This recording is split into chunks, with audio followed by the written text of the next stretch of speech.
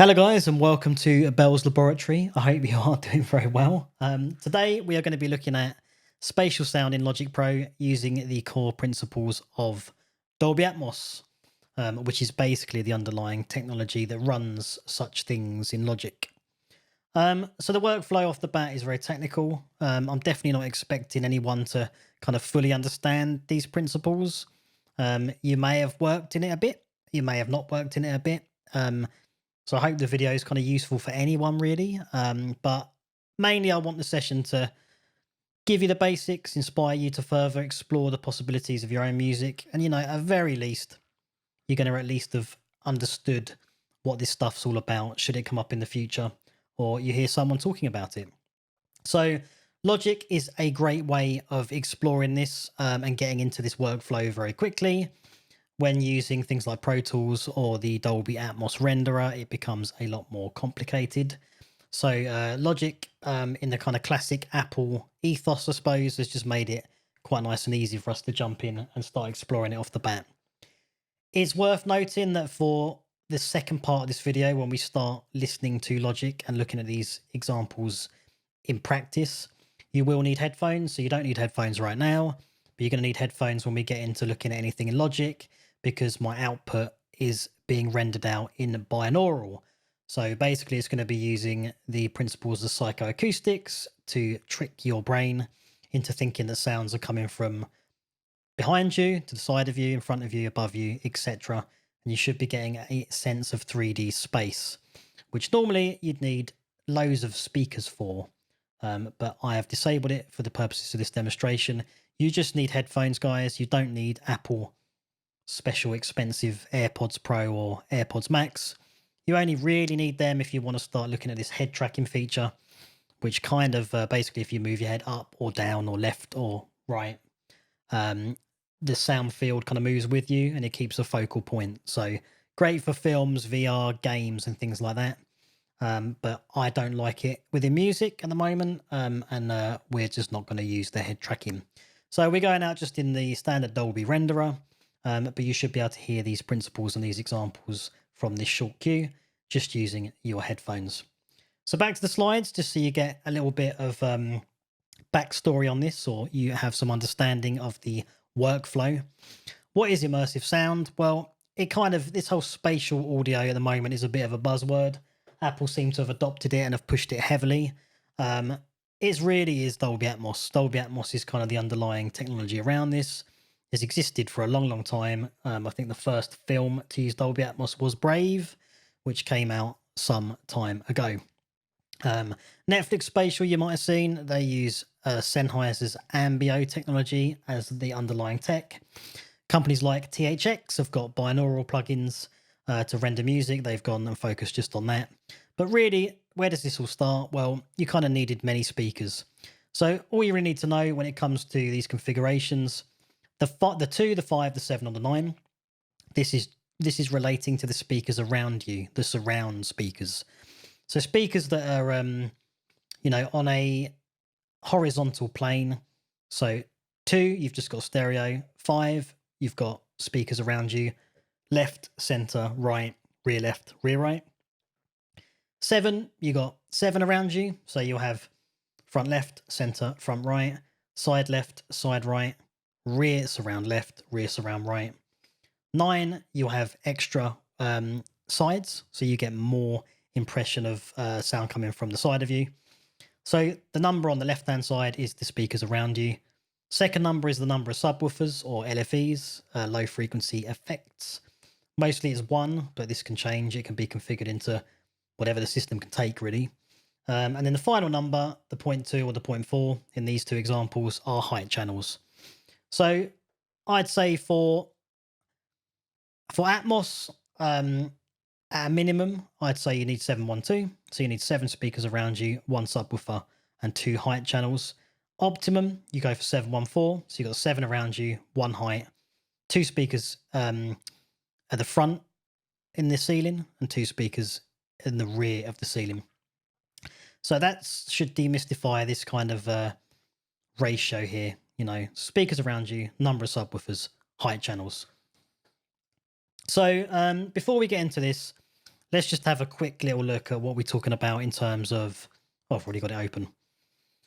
So this would be 7.1.2. And if you were at home, it would kind of look something like this. So your couch is here. This is your front left channel. This is your center channel. This is your front right channel. Then you've got your side left surround, your side right surround, your rear left surround, your rear right surround. And these are your height channels. So these will be on the ceiling. So when the person's sitting and they're watching a film, the height is coming down at these degree angles. This would be 716. So you can see there's 6 in the ceiling, but 7 around and 1 sub. 712, again, what we've just looked at in the picture, that's kind of what we're looking at. And in this example, they've got height firing speakers. So the idea is the sound fires up at the ceiling and comes back down to the person viewing the film or listening to the music in the center. I don't want to delve too much more into that, but that's the principle of what you would need should you have speakers or should you have like a home surround system or something like that. But again, we're doing all this in headphones. This is the Dolby Atmos renderer. This is the actual standalone application from Dolby, which you connect to your DAW and then you time code sync it. And that's how it keeps everything in check. So this can become quite complicated. Again, you've got your different room configurations. So left, center, right, LFE, left side, right side, rear left surround, right rear surround. These are your bed channels, of which there's 10. And then these are all your objects. More on that a little bit later. How does this work then? What is this all about? Well, Atmos is scalable. It's an immersive technology which at the higher end requires multiple speakers and height channels, as we've discussed. At the lower end, we can experience 3D sound using headphones, utilizing binaural and psychoacoustic principles, as discussed. Lower end, higher end, it's potentially me being a little bit of a snob. I like having lots of speakers around me. I always have done, especially in my living room situation. I am listening to music more and more with headphones when I'm out and about, and I'm using these technologies now as well. So yeah, in terms of what we can do as professionals with this, we talk about discrete or individual channels. So these are unique channel based. So the left channel, the right channel, the side channel. So you can access these independently. You could send just a mono sound to the front side if you want, or the front rear right, or something like that. And you could pan things between these speakers. So filmmakers and audio engineers have used these principles for many years, but it's the first time that we've started using objects. So what's the difference here? We're going to be talking about beds, which are fixed channel mixes, and objects, which are meta-based audio. So the beds don't necessarily move. So say an engineer was panning a sound from the front left speaker to the front rear right speaker. You would hear the sound kind of move from the left speaker and it would gradually start to go into the rear right speaker. And its channel, it's fixed. It would be like you panning in a stereo mix. It's baked into the presentation of the WAV, right? Meta-based audio or object-based audio is not printed into the mix. So, metadata basically means data about the data. So what you'll have is you might have partly a bed. So this could be drums, let's say. Drums, let's say, are fixed within the mix. So you've set your location between the speakers. You know how much bleed you want going into each speaker. And it's fixed and it's printed. So whoever listens to that, they have to listen to that in either 5.1, 7.1, stereo, whatever it is that you've actually produced that fixed channel-based mix for. The objects, however, are not mixed as we might think in terms of channel-based audio. They are freely moving. So they get distributed within the multi-channel environment across all the speakers available within the listening environment. So you could think about it as essentially a bunch of WAVs sitting there waiting to be called upon, where the metadata then mixes the audio into the presentation of the mix. So if you have a 5.1 speaker system, when the audio moves or the audio pans or a helicopter goes over your head, it knows that you've got a 5.1 system, so it renders that sound in 5.1. If you have 7.1.2, it will know that you've got 7 speakers around you, 1 subwoofer and 2 in the height. So it will render that object using those 10 different speakers. I'm hoping this does make sense. So your bed or your channel-based audio, the main outputs, say for 712, as I've said, left, center, right, LFE or subwoofer, side and rear surrounds, and a pair of overheads. 712 has no forward or backward separation, it's just stereo overhead. So think of it as 2 speakers above you that are just blasting a stereo image or a mono image, or a dual mono image for that matter, directly down at you. Object, because it's governed by the metadata, so like I say, data about the data, it has far more accurate panning and is rendered at the point of playback. So it gives engineers the option to define audio within a given virtual 3D space. You can have up to 128 objects currently. Atmos can support up to 64 speakers. So audio objects essentially would move through the arrays, let's say. So say your left array in the cinema is 6 speakers.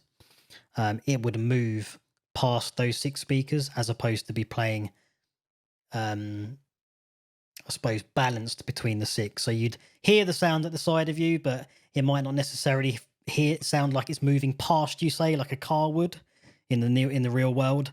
Whereas we can literally move the object, bleeding it into each individual speaker, and therefore your brain localizes the audio with a lot more clarity. Okay. So if we try to contextualize this a little further, if you picture a film playing on the big screen, there's a guitarist sitting in the middle of the room playing an acoustic guitar and singing. So the sound of the performance of him playing the guitar would be fixed to the left, center, right channels, let's say. So they're fixed bed tracks. They're never going to move. They are printed into, let's say, the front, center, right. Now, if you imagine a bee, so this would be an object track that flies in the room in which the guitarist is sitting. So within the Atmos system, given that the bee would be an object, at some point the bee essentially could be heard from each speaker in the room, respectively alongside the fixed position or the bed track of the guitar and the vocal playing. So the bee would move essentially around the room, but the other audio would be fixed into the channels and would not move. I hope this is making sense, guys. So what about commercial spatial audio then? So if we consider that objects within Atmos mixes are essentially stored as metadata alongside audio files, it's going to be easier to understand how spatial technologies then spatialize the sound. Because again, we can use psychoacoustics via headphones, so it will read the metadata and give you an enhanced in stereo or a 3D impression of the film or piece of music or game or whatever it is you're listening to, without the use of millions of speakers. Or of course, if you've got an Atmos speaker set up, then you will replicate the sound from the discrete sources. So Parsons explains that Apple Spatial takes 5.1, 7.1 and Dolby Atmos signals and applies directional audio filtering, adjusting the frequencies that each ear hears so that the sound can be placed virtually anywhere in a 3D space. Sounds will appear to be coming from in front of you, from the sides, the rear, and even above. So again, the idea is to recreate the audio experience. So Apple Spatial, when we say it applies directional audio filtering, this basically means psychoacoustics. Okay, so 3D sound is intentionally treated to immerse you. So sounds are heard or interpreted from all around you. It's a 3-dimensional way to think about the placement of movement of sound using bed or object tracks. This is the logic renderer. So again, you've got these objects here around the person. These are objects, by the way. And you can see right here, surround beds and 3D objects We're going to talk about these in the DAW shortly. In Logic, you've got various different ways of outputting formats. We've all pretty much used stereo. I don't need to explain this to you. You know, the signal is monitored with stereo speakers or stereo headphones, and you can bounce stereo audio files. Nothing too revolutionary there. Surround, so this would be, again, 5171. So it records and mixes a project in the surround format set in the audio project settings. You then monitor the surround mix on dedicated surround speaker system, or again, headphones with binaural. So this surround in itself would just be fixed surround mixes, channel-based, like stereo. Spatial audio with Dolby Atmos. This creates a spatial audio mix in Logic Pro, and it basically creates what's called an ADM file. And like I say, you'll have multiple audio files within that ADM package, because the sounds are going to get rendered at the point of playback, depending on what the user has. Okay, guys, so output formats for immersive projects. So again, this is focused on Logic. This has come directly from the Apple website as of 2023. Stereo, so you've got a pan knob, goes out to your monitors, goes out to your bounce. We all know this, right? Surround, so we've got surround panner, and that goes to the monitors in terms of our surround speaker setup. If we want to listen to via binaural, we will need to use a spatial audio monitoring plugin, and then we bounce to a surround file. So this is still like, say, a WAV or a file that you would bounce here. It just contains multiple tracks of audio. So 5.1 would have 6 tracks, 7.1 would have 8 tracks. Dolby Atmos slightly different, because you've got a surround panner, exactly the same as this surround panner, but you've got a 3D object panner. So the surround panner deals with all elements in the same way that these two panners essentially would. Again, fixed into the bed. The 3D object panner is what contains the metadata. These sounds are not fixed into the mix. Again, they're rendered at the point of listening. So these go into the Dolby Atmos plugin. You can then monitor with multiple speakers for an immersive monitoring system. So really the differentiation here between these two, because you could say, well, how is surround not immersive?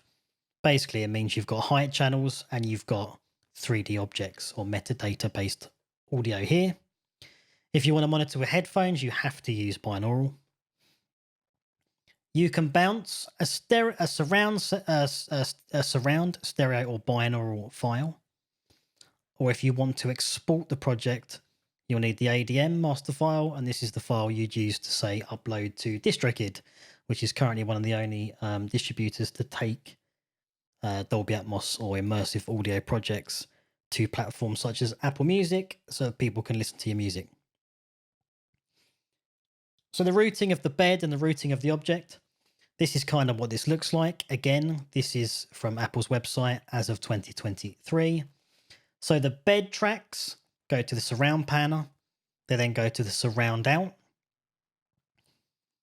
Effect plugins before the Dolby Atmos plugin.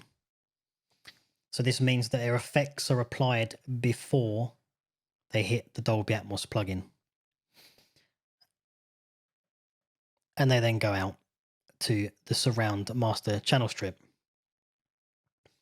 Object tracks use the 3D object panner, not the surround panner, and they go to object inputs. So again, you've got audio signals and pan metadata. This is your metadata. This is your audio signal. And then you've got your effect plugins after the Dolby Atmos plugin. So effects before and effects after. More on that shortly. Dolby Atmos requires 48 kilohertz. It requires it. You have to set it as that. If you want to set this up, you have to, I'll show you in Logic shortly, but it's in your project settings, audio. You'll turn on Spatial Audio's Dolby Atmos, and you can set your surround format. Although if you're using Headphones, you don't really need to worry about this too much because you're not going to be going out in 712 or 5.1 because you don't have the speakers. This is what the mixer looks like. Again, we're going to look at this in play in a minute, but basically your bed tracks have this panel and your object tracks have this panel.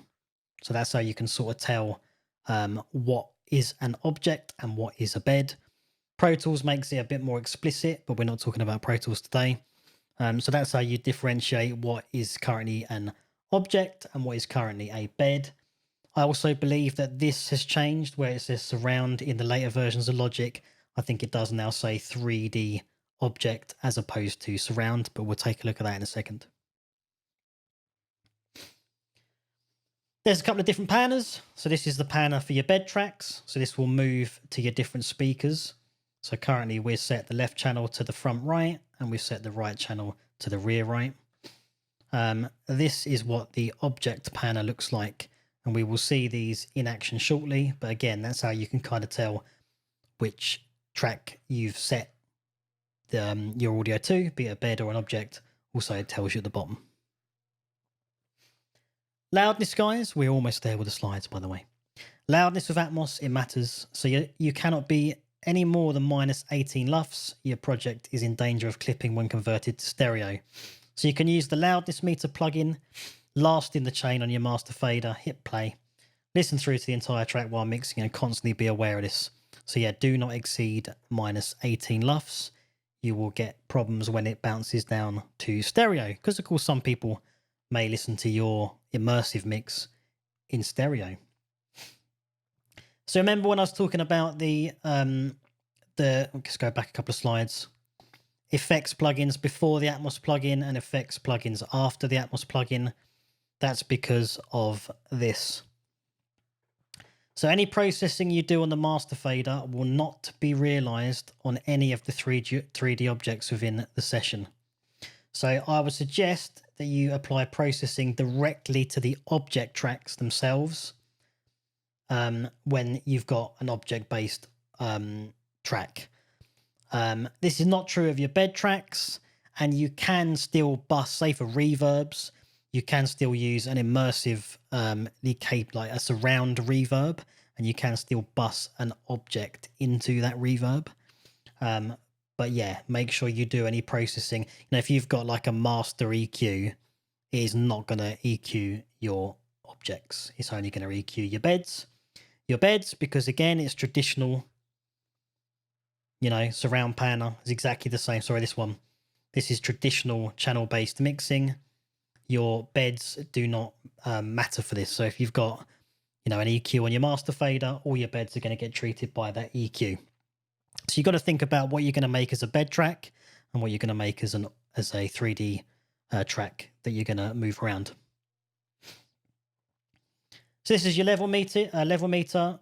Again, you guys probably won't see this because you're going to be monitoring in binaural, so you're not going to have all these different speakers around. Yeah, that would be a good example again of your routing. So we've got a gain and a limiter and a level meter. So these are surround bed processing only. We then got the Dolby Atmos plugin, and then we've got the metering plugins only. So that's the only for metering past the Atmos plugin. So again, these would not process on the object-based track. The metering changes in Logic. So when you've got these at the bottom here, this is referring to your ear level monitoring plus your LFE. So anything, basically the 7.1 is here, and then the height is here. Yeah, so anything that's in this top meter is overheads essentially. Anything that's in this bottom one is your speakers at your ear level. We don't bounce an Atmos mix, as we've discussed. You need to bounce an ADM BWF. So file, export, and that's where you'd export. And again, that would go off to your distributor if you've got a piece of music that you want them to hear on the stores and on Apple Music. You can bounce a surround mix, so you can bounce something into 5.1 or 7.1, and basically the objects will just print as channel based audio. So it is expandable, guys.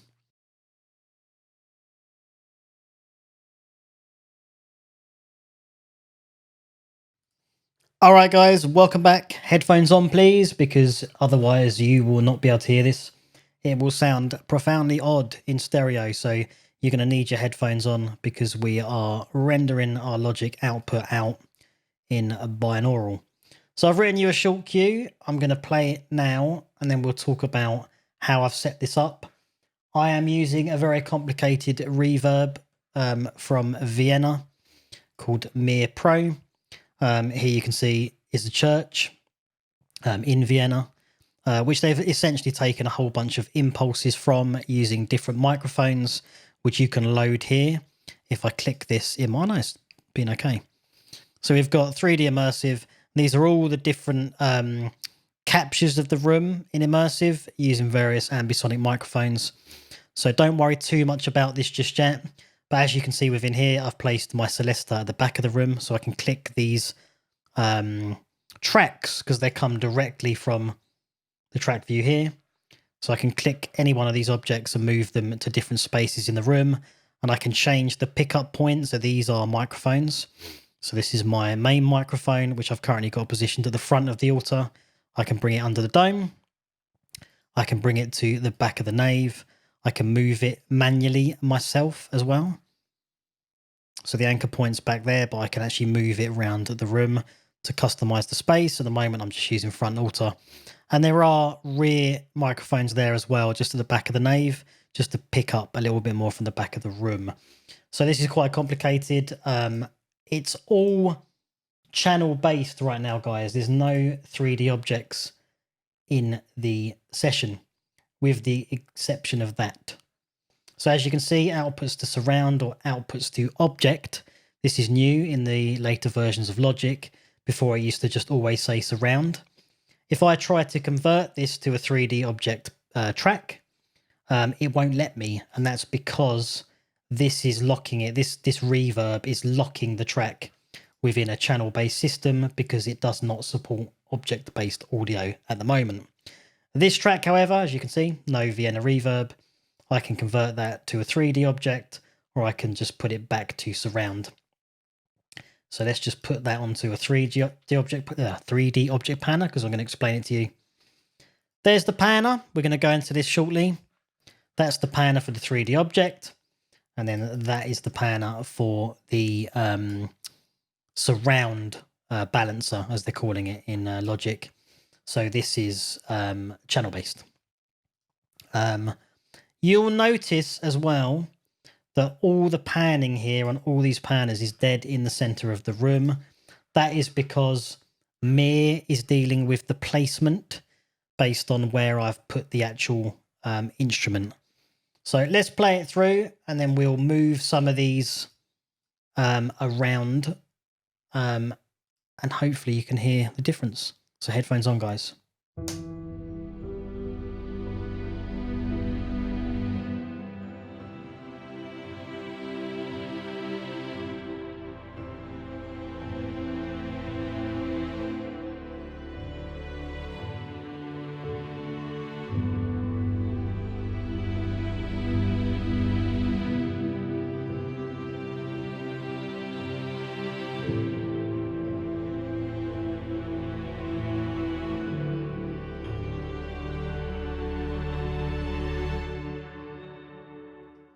Okay, so if I take all the reverbs out, it's potentially going to be really loud. So let's just duck this back a few dB. So this is dry.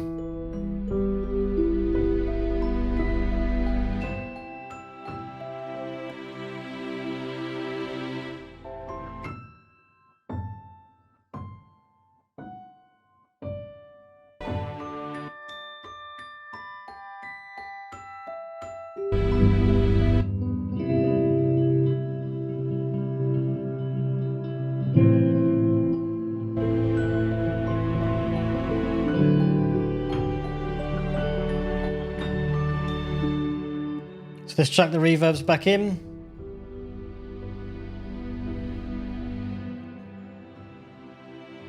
So if we focus on this Celesta, this is one thing you can do with spatial audio.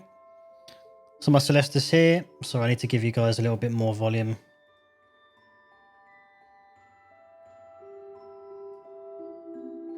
Celesta's here. I'm going to pick it up and move it.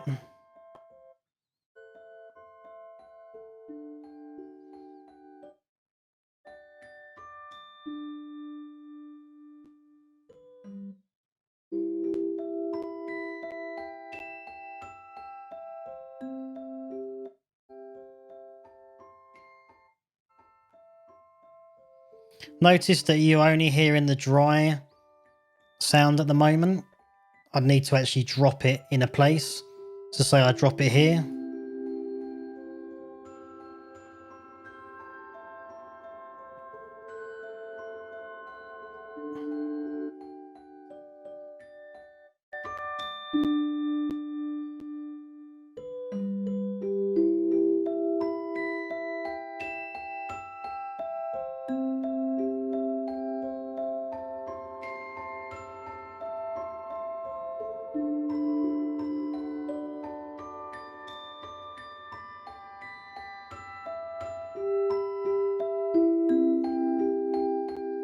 You can also change, sorry, that's the wet and the dry.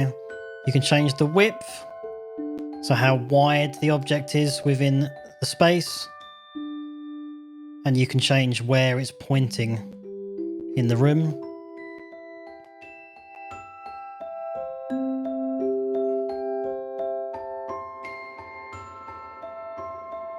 Let's turn the dry up, the wet, sorry. We're going to put it towards the back. Face it into the room. If I put the strings in as well.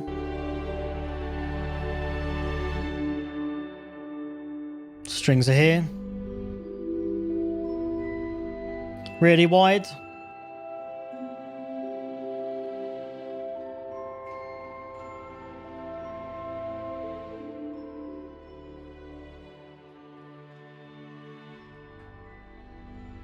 Let's make them less wide. So you should have an impression of it coming essentially stereo.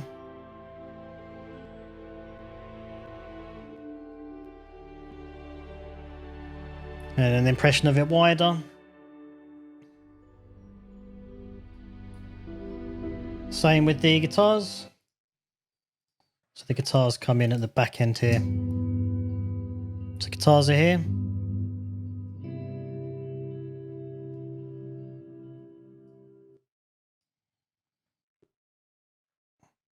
Sorry, it does take a minute to kick itself back in. It will come back. I'll turn the volume down. It's the right guitar. Let's bring the left guitar in.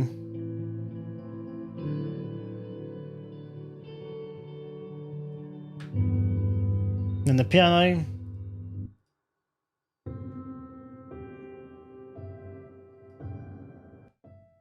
To make it wider.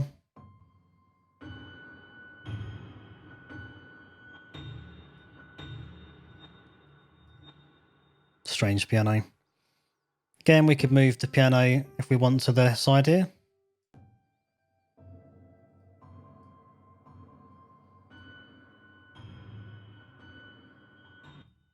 Just get it playing into the room.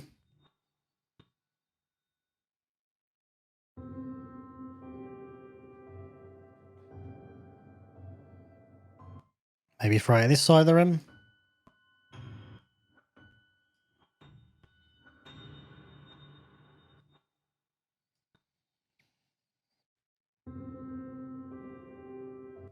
And let's place it back in its original position.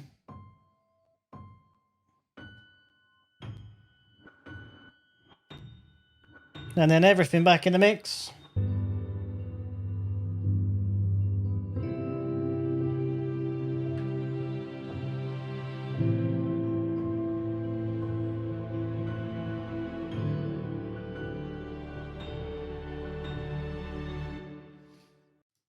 All right, so we're going to take Vienna out of the equation now. So I'm going to mute all of these plugins, or bypass them even. So you'll notice that all the panning on every single one of these channels, don't worry too much about this object channel in a minute. We're going to talk about that in a second. But besides me adding a 0 dB output to the center channel to give more of a central impression, I've left everything just straight in the middle of the plane. So you'll notice that there's two different settings or two different modes within the surround balancer. You've got the planar and the spherical modes. Really, the key differences is that this is just moving the sound to the individual channels, and it's kind of giving a bit of a spread if you're in the center here, or obviously if we're on the outside here, it's going directly to that particular output. You can add elevation here, and you could automate this, but what the spherical mode tends to do is it puts you literally in a sphere. So if you picture yourself almost within a sphere, that you're sitting in the middle of it, as you move the object around, you'll notice that the elevation is also changing alongside the position. So as we move towards the center, you're almost going up to sort of towards 100% or 88% elevation, or an 88 degree of elevation, as your angles are changing. So it's giving it more depth and adding a more sense of height within this mode. So it's a bit more of a 3D dimension within the spherical panel or the spherical mode, whereas of course on your planar view, you are just moving to the individual channels on a sort of 2D level in terms of ear level. So it doesn't really take into account height channels unless you add elevation yourself manually. That's the key differences between those two. So let's just stick on the planar mode at the moment, and let's solo the Celesta. That's the piano.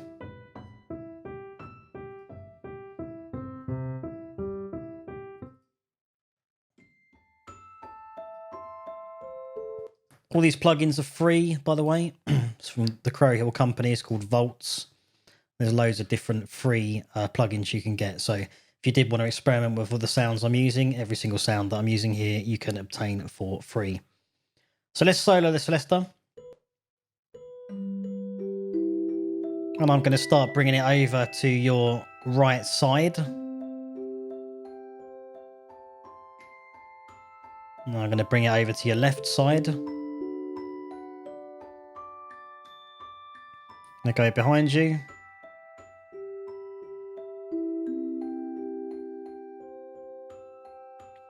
Back up to the side. And then we'll start moving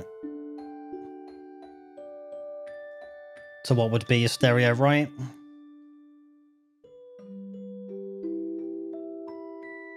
Into the center.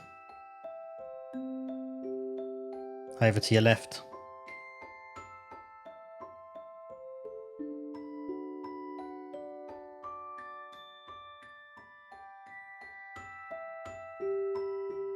So as I say, when you're in this middle part, you're getting more spread between the different channels, whereas if you're right over to the edge of the rim, it's more focused within that one discrete channel. In the spherical panel,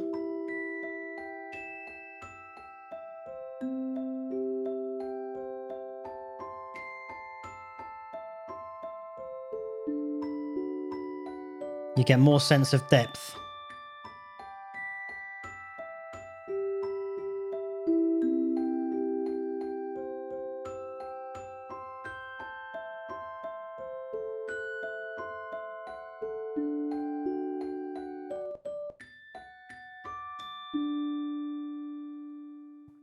Okay, nice. So let's go back to the planar view.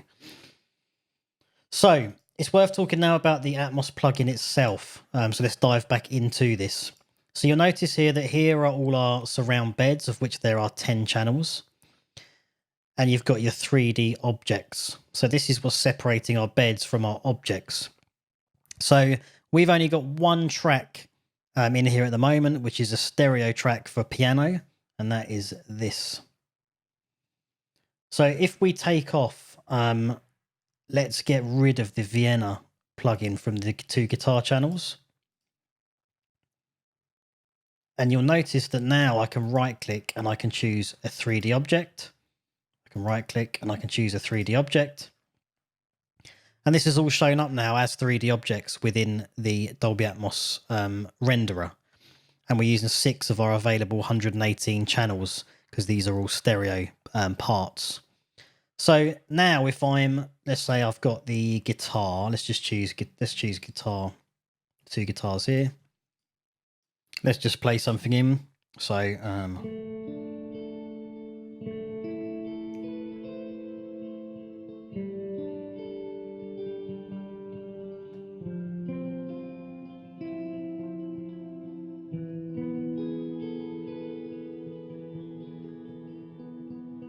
so you'll notice that we've got these objects that have appeared now within our monitoring section, so you can see the position of where they're currently placed. So both of these panners, if we actually move now, let's put that guitar to the right. Let's put that guitar a bit more over to the left. If we do the same thing there, so if we do our whole... Move this guy. So as you're moving the position of the pan, this is reflected within the view.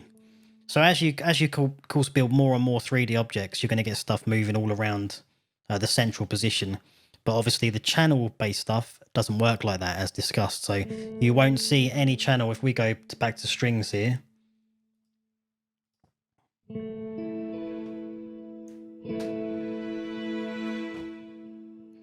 so you see the guitars are showing up, but the strings are not. So let's actually take these out.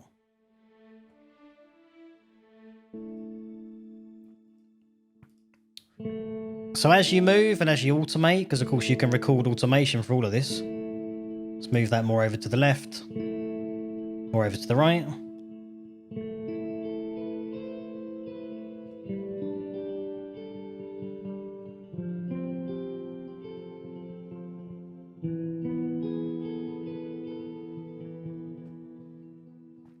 That's quite nice, quite like that. Anyway, so you'll also notice that you've got these binaural settings in terms of how far, mid, near, or off the binaural settings are. So this plays around with the positioning of the sound using the principles, of course, of psychoacoustics. So if I put my guitars to both be near,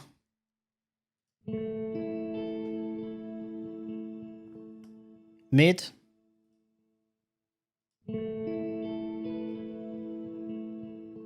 or far,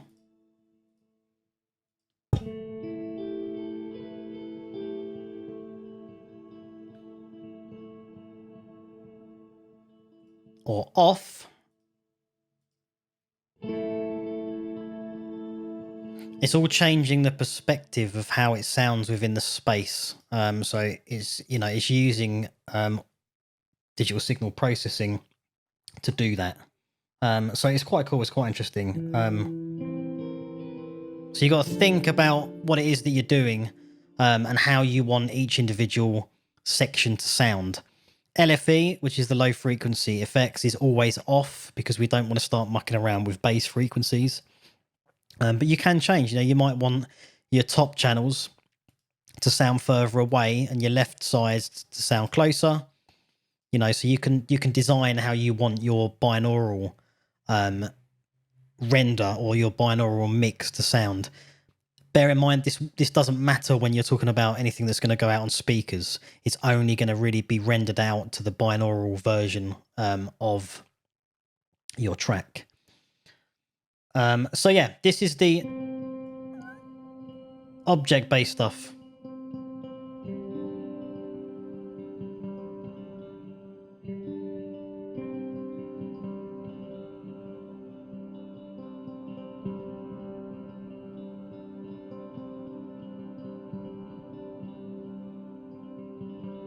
That's us just moving our guitar left, Guitar right staying put. If I take the guitar right out,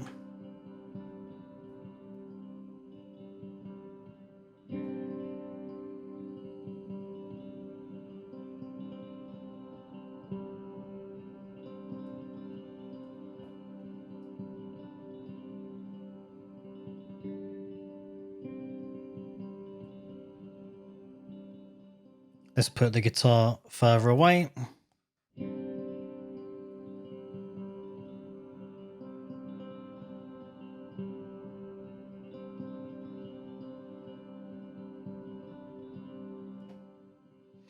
And you can, of course, if you put this into write mode, this is telling me that it's going to overwrite the automation, but I'm fine with that. So let's actually record.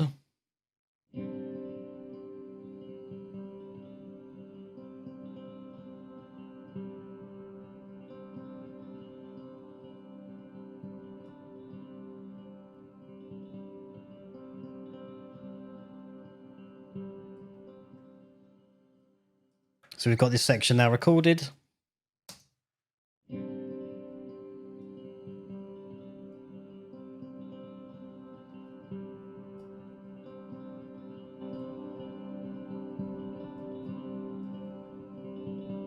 So our guitar right is near, our guitar left is far. Let's put them both mid.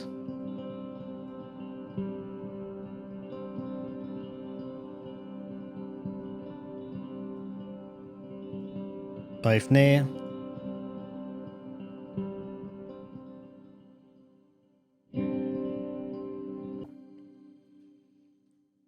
So the rest is up to you. It really is how you want to design it. I think you need to, when I first came to this, I was kind of obsessed with objects. And so I made more and more parts of my track an object. As I've come to work in these formats for a little longer, I do set quite a bit of my track in terms of what I want to stay perhaps the more central driving parts of the track. Bearing in mind, we are making music here. Obviously, if it was a film, you would have a lot more movement, or a game, you'd have a lot more movement as well. So in music, I will keep things like drums pretty much within the bed, but I might play around with things like cymbals. So it might be that I choose to turn the cymbal track into an object because I want to add, say, more height or more width to a cymbal crash or something like that, just to get a different impression within my mix. Obviously, there's various different workflows here. I mean, nothing stops you from. I do this more in Pro Tools than Logic, but you could create an auxiliary track for a position. So you create an auxiliary track, which is basically an object, which is, say, set to the left and right hand side and high. Then, of course, you can send signal to that auxiliary track, which in turn becomes an object. So the workflows get more and more complicated as time goes on. It is a lot more to think about. But I just wanted to give a very kind of quick introduction to using Spatial in Logic. If you do want to try this yourself and you want to create a new session, all you need to basically do is set your project to use spatial audio in Dolby Atmos. You don't really need to worry too much about the surround format because you're going to switch it into binaural, but you might as well just choose 712. As soon as you remember to keep it in 48, guys, in terms of your sample rate. As soon as you hit choose, I probably do need to close this. Let's not save it. As soon as you jump into Logic, it straight away defaults into surround, which is a bed. And it doesn't look like you can actually choose an object to begin with. You'd have to create the track, bring up your mixer, and then change it into an object should you like. So if we just load anything here, it's a really small view.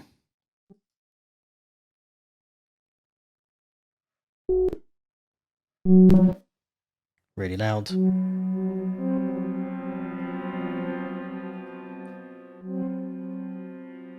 It's defaulted to the Apple renderer, doesn't matter, but I'm going to change it back to Dolby. So now straight away,